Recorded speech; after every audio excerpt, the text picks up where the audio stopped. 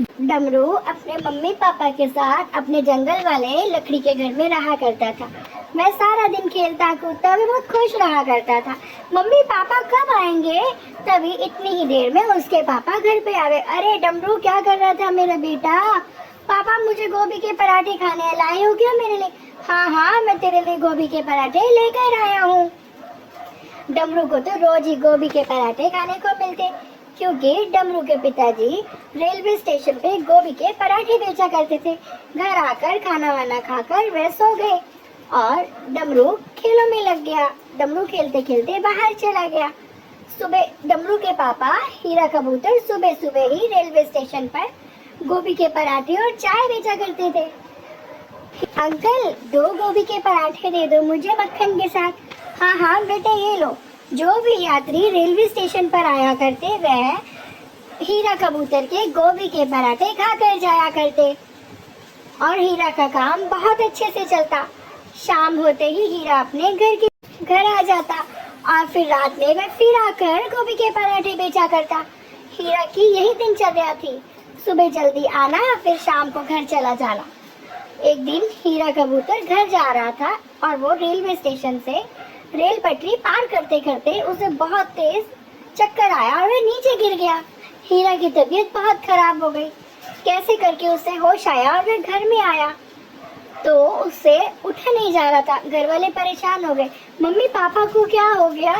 आप क्यों नहीं उठ रहे? क्या हुआ है आपको? हीरा बोला मुझसे तो बिल्कुल भी हिला नहीं जा रहा। हीरा को पैरालाइज हो गया था। अब हीरा बिल्कुल बिस्तर पे था।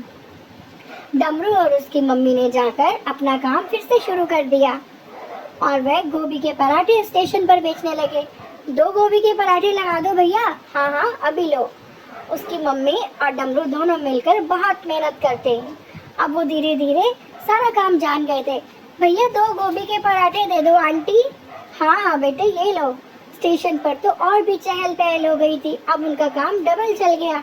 अब उनके पास पैसा इकट्ठा हो गया। उन्होंने हीरा कबूतर का अच्छे से इलाज कराया। अब हीरा कबूतर ठीक हो गया।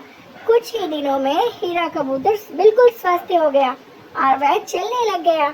अरे मेरे बच्चों, तुमने तो मुझे बिल्कुल ठीक कर दिया। अगर तुम ना होते तो मेरी तो जिंदगी खराब हो जाती और मेरा तो पराठों का कारोबार बिल्कुल ठप हो जाता। डमरू तूने तो मेरा घर बचा लिया। हाँ पापा कोई बात नहीं, ये तो मेरा फर्ज था। हीरा कबूतर ने अपना गोभी पराठों का व्यापार फिर से शुरू कर दिया और वह सुबह जल्दी उठकर निकल जाया करता। उठा देना और सुबह सुबह वह फिर से रेलवे स्टेशन पर अपना गोभी का पराठा ठेला लगाने लग गया। अब उसका काम फिर से पहले जैसा चलने लग गया। अब हीरा बहुत खुश था और वह तीनों खुशी खुशी फिर से अपने घर में रहने लगे और अपना काम करने लगे। अब उन्होंने डमरू को स्कूल में डाल दिया था। भैया 2 गोभी के पराठे मुझे दे दो। और हाँ हाँ ये लो। और हीरा शाम होते फिर से अपने घर आने लगा। हीरा ने घर आकर अपने बच्चे को बहुत प्यार किया।